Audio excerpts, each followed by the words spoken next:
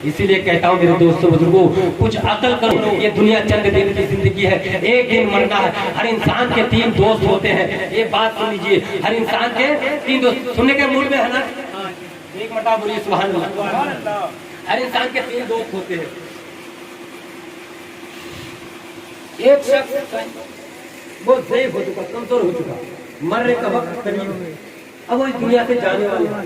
उसने अपने 3 दोस्त को बुलाया, उसने अपने तवज्जो से 3 दोस्त को बुलाकर अर्ज करने लगे, ऐ मेरे दोस्त, तू मेरा जिगरी दोस्त, बचपन से हम लोग एक साथ खेले कूदे बड़े हुए, जवान हुए, आज मैं बूढ़ा हो चुका हूँ, अब मैं जाने वाला होता हूँ, बताओ मैं मरने वाला हूँ, तुम मेरा साथ दो, कहाँ तक साथ दो?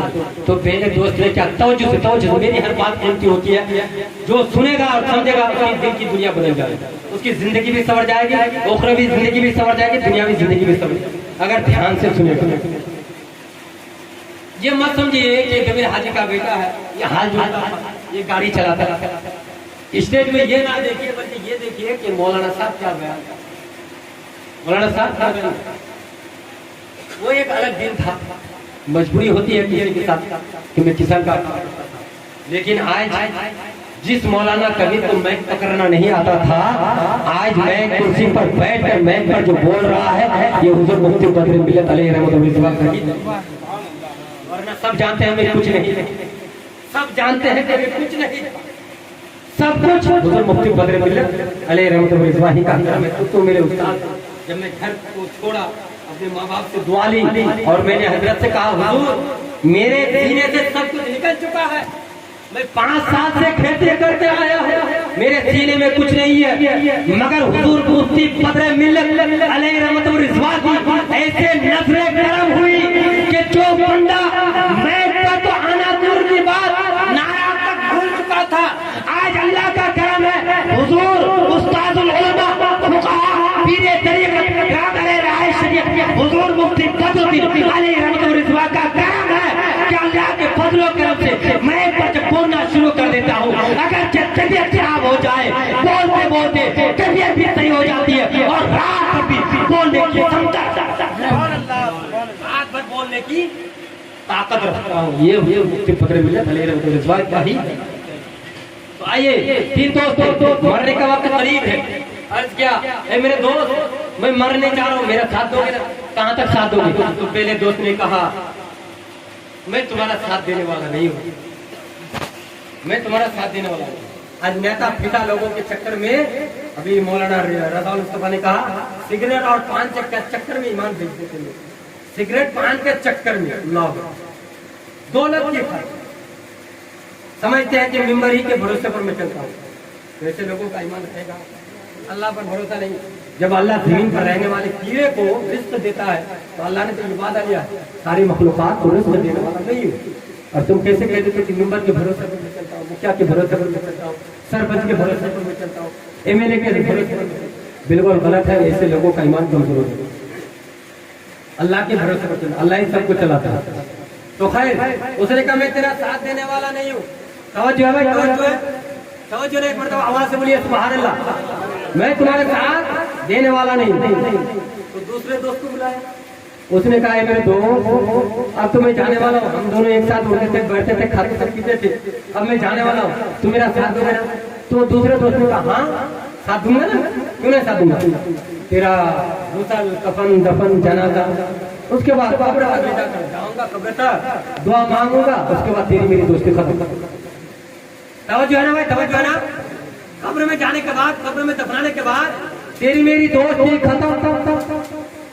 अब तीसरा सवाल, तीसरे दोस्त से पूछा, अरे मेरे दोस्त तू कहाँ तक साथ देगा? तो तीसरा दोस्त बड़ा वफादार, तीसरा दोस्त मेरी माँ बहनों तवज्जो से सुनना, फकीरों को, गरीबों को, मिस्किनों को, कुछ माँ बहनें ऐसी होती है कि चावल भी थोड़ा सा नहीं दे, जबकि तुम्हारे पास कुछ नहीं किया भी नहीं है, और फकीर गरीब मिस्किनों को देने से कम नहीं होता है, बल्कि उसमें बरकतों का इजाफा हो जाता है। समझते हैं?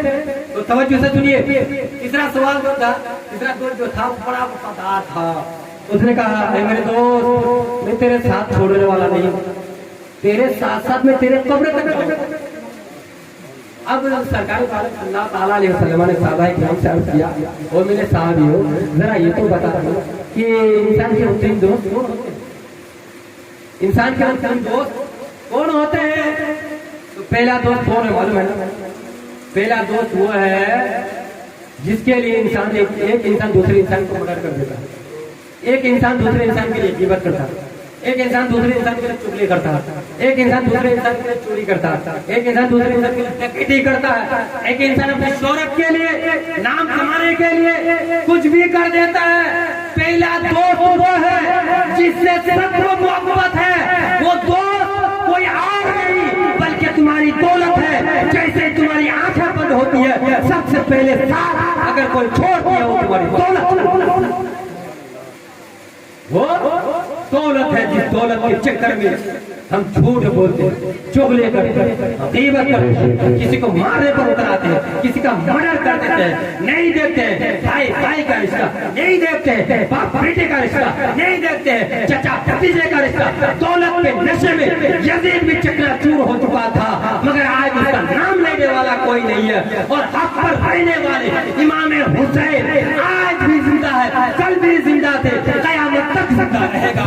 इसीलिए कहता हूँ हक पर रहो, हक पर जम जाओ, हक पर रहोगे दुनिया में भी भलाई पाओगे, मरने के बाद कब्र में भी आराम पाओगे। तो खैर दूसरा दोस्त कौन था? दूसरा दोस्त कौन है भाई? अजीजों हमारी रिश्तेदार जब तक बीमार पड़े थे बेटा पूछने के लिए भी ना आया था, रिश्तेदार पूछने के भी ना आए थे। और जब हल्के के अंदर कुछ जाना बंद हो गया, कुछ नहीं खाया जा रहा है, अब फिर देखो अनार से बेदाना दूध दही केला, अब जब नहीं खा पा रहा और जब तक बीमार थे कोई पूछता ना था, कहीं से पैसे उधार ना मांगने। होता है कि नहीं? गलत बोल रहा हूँ क्या? होता है ना? बेटा भी दरकिनार कर लेते, बेटा भी दूर भागते हैं कि मुझसे पैसा ना मांग ले। और जब कुछ मुझसे खाया नहीं जाता तो सब लाकर अनार बेदाना लोगों को दिखावे के लिए। और जब मर जाता है ऐसा मातम, ऐसा रोते हैं और औरतें ऐसी रोती है, अल्लाह अकबर, लगता कि कितनी मोहब्बत थी, ऐसी रोती है कि गिरबान को फाड़ लेती है और उल्टी सीधी मुंह में जो आती है बकती रहती है। सरकार ने फरमाया लैसा मिन्ना मन दरबल हुदूदा व शक्कल जुयूबा व दाल जाहिलिया, जिसने गिरबान को फाड़ा, सीने को चाट किया, जुबान से गलत अल्फाज निकाले, वो हम में से नहीं, वो हम में से नहीं। अब ऐसी औरतों को कौन समझाएगा? इधर कुरान की तिलावत हो रही है और उधर चीख चीख कर हो रही है। रो, एहसास करो, ऐसा नहीं कि बस मातम करो। लगता है कि पूरी मोहब्बत आज ही इजहार करनी है और एक सेब तक नहीं खिलाए। और जब बीमार मर गए, अगर बीमार पड़ गए और पैखाना कर दे तो शौहर को क्या कहेंगे पता है? अरे इस बुढ़े को कहीं ले जाकर छोड़ दो ना, वरना और हाउस में ले जाकर रखना। हर दिन का मैं इसका पैखाना ही साफ करूंगी। हाँ, तो पैखाना साफ करने के लिए मुझे लाए क्या? हाँ, कुछ औरतें ऐसी भी होती है। और जब मरते हैं तो ऐसी रोती है, ऐसी मातम करती है, ऐसी चिल्लाती है, ऐसी गलत गलत अल्फाज बांटती है कि सरकार ने क्या कहा? हदीस है भाई, सरकार ने कहा लैसा मिन्ना मन दरबल हुदूदा व शक्कल जुयूबा व दाल जाहिलिया, जिसने जुबान से गलत अल्फाज निकाला, गिरबान को फाड़ा, सीने को चाक किया, वो हमें से रोना मना नहीं। अब कुरान की तिलावत हो रही है, तुम इधर रो रही है चीख चीख कर और गालियां दे रही है, कुछ भी बकती जा रही है। तो दूसरा दोस्त कौन है? अजीजों हमारी रिश्तेदार। रिश्तेदार क्या करते हैं भाई? कफन दफन जनाजा कब्र तक ले जाते हैं, ज्यादा से ज्यादा 40 दिन, उसके बाद भूल जाते हैं। बोलते हैं कि नहीं? और जैसे ही मरते हैं दौलत कैसे साथ छोड़ती है। दूर से आए हुए मेहमान क्या कहते हैं? अरे भाई जल्दी दफनाओ, जल्दी दफनाओ, जल्दी दफनाओ। अब कितनी महीने से कितनी चुरा के, कितना झूठ बोल के, कितनी डकैती आलीशान घर बनाए। अब कोई नहीं चाहता कि 5 मिनट का एक रात उसने बड़ी मेहनत से इस घर को बनाया है, भाई रख लो। कोई चाहेगा 1 घंटा रख लो? इन्होंने बड़ी मेहनत से पसीना बहाकर चोरी डकैती करके इस आलीशान को बनाया, कम से कम 1 घंटा उसको आराम कर दो। दूर से आए हुए लोग, घर वाले भी कहेंगे भाई जल्दी इसको दफनाओ ताकि ये बलाय दूर हो जाए, दूर से आने वाले लोग भी भाग जाए। होता है कि नहीं? और लोगों को दौलत से सबसे ज्यादा मोहब्बत, दौलत के चक्कर में 500-200 रुपए की खातिर, एक पान चाय की खातिर ईमान बेच देते। अल्लाह पर भरोसा रखो, ईमान को मजबूत करो। बहरहाल तीसरा सवाल कौन है भाई? तीसरा सवाल, तीसरा दोस्त। हाँ, ये तेरा दोस्त है, सदा सादा का दोस्त है, ये तेरा दोस्त है, मिला दोस्त। अब तीसरा दोस्त कोई दोस्त है नहीं, और तीसरे दोस्तों के लिए कोई दोस्त नहीं। तीसरा दोस्त कौन है? तेरा नेक अमल जो तुम्हारे साथ तुम्हारे कब्र तक जाएगा। अब हम अमल करना नहीं चाहते, दौलत से सबको मोहब्बत है।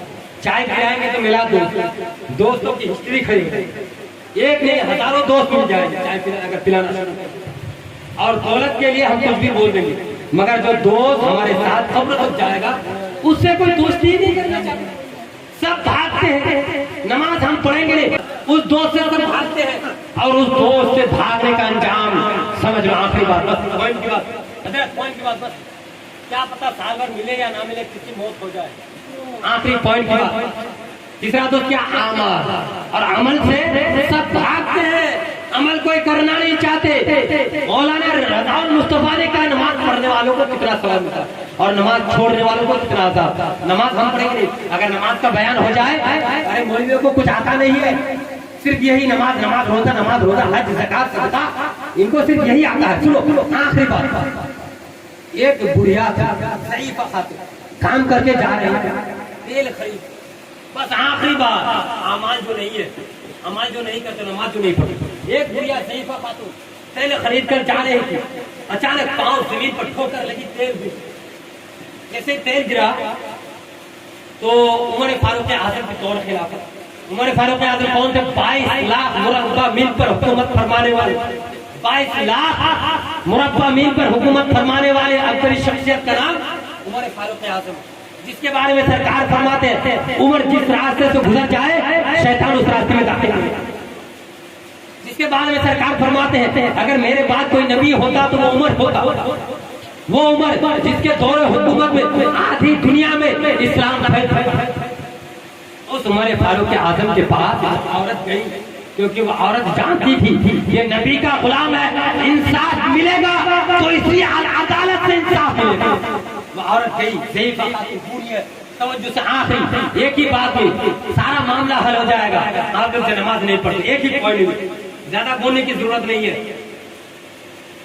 तो वो ज़ईफ़ा खातून उमर फारूक आज़म के पास जाकर अर्ज की, हुजूर मैं मजदूरी करती हूँ, करने के बाद पैसे मिलते उसका सामान वगैरह खरीद कर घर लौटती हूँ। मैंने पहले खरीद और जमीन जाते समय जमीन पर ठोकर लगी और तेल जमीन पर गिर, हुजूर मुझे तेल चाहिए। तो उमर फारूक आज़म ने कहा बैतुल माल से कुछ दौलत दे दो। ज़ईफ़ा खरीद कर ले ली, मगर ज़ईफ़ा को बैतुल माल से दौलत नहीं, बल्कि ज़ईफ़ा जानती थी जो उमर फारूक आज़म वो अब्दरी शख्सियत है जो तेल को, जो जमीन से भी तेल को उबालना है।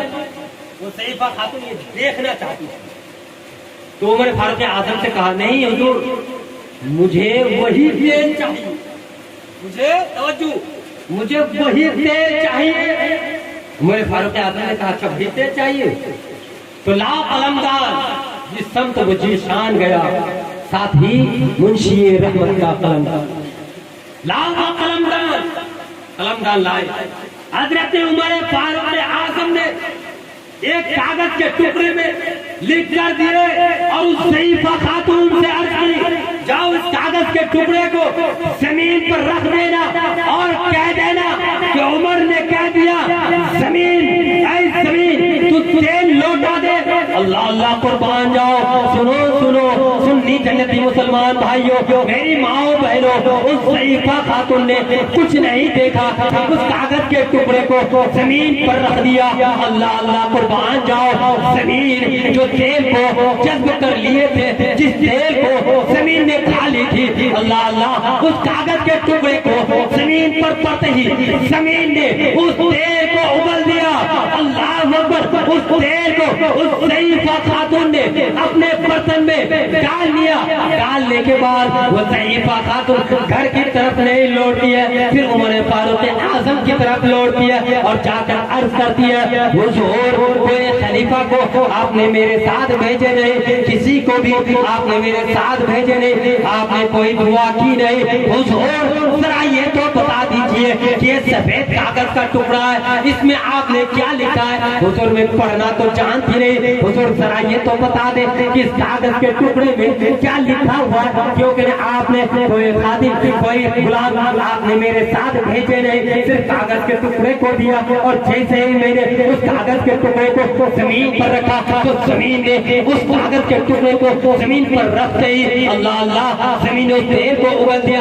आखिर मामला क्या है, माजरा क्या है? हजरत मेरे फारूक आजम अर्ज करते हैं, तू जानना चाहती है तो सुन ले, उस कागज के टुकड़े के अंदर मैंने कुछ नहीं लिखा है, बल्कि इतना लिख दिया है कि बेनमाजी का नाम उस कागज के टुकड़े में लिख दिया है।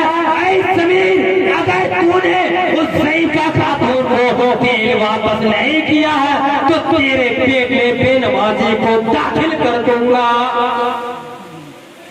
इस वाकया से क्या पता चला? उमर फारूक आजम ने क्या कहा?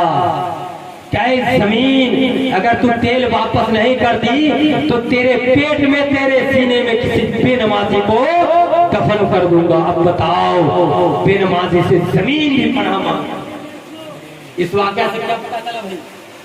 बेनमाजी से जमीन भी पनाह मांगती है। इसलिए मेरी माँ बहनों मेरे दोस्तों बुजुर्गों, नमाज है पढ़ो, उलमा जो बयान करें उसको सुनो, उस पर अमल करो। टाइम तो है नहीं, वरना दिल तो चाहता था कि एक और वाकया पर टाइम नहीं है, क्या किया जाए? खत्म कर दिया जाए, फिर आगे दिखा जाएगा अगर जान सलामत रही। आप लोग मेरे लिए दुआ कीजिए, मैं आप लोगों के लिए दुआ करता हूँ। मुखल इबादत दुआ मुखल इबादत दुआ इबादत का मर्ज है। अस्तगफिरुल्लाह सब पढ़िए, अस्तगफिरुल्लाह रब्बिल कुल्ल ज़ंबी व अतूबु इलैहि। हज़रात मोहतरम, मैंने जो कुछ भी बयान किया है, अगर किसी में भी लफ्ज़ सेवन मानन किसी भी लफ्ज़ हुई हो किसी भी चीज़ की, तो अल्लाह तबारक व तआला माफ़ अता फरमाए। और हुजूर से बदरुद्दीन अलैहि रहमत व रिज़वा के मिशन पर कायम व दायम हमेशा क़यामत तक मरते दम तक रहने की तौफीक दे। और हम सभी जायज़ तमन्ना दिली मुरादों को हुजूर मुफ्ती बदरुद्दीन अलैहि रहमत व रिज़वा के दुआओं के सदक़े से सबको अपनी मकासद में कामयाबी व कामरानी अता फरमाए।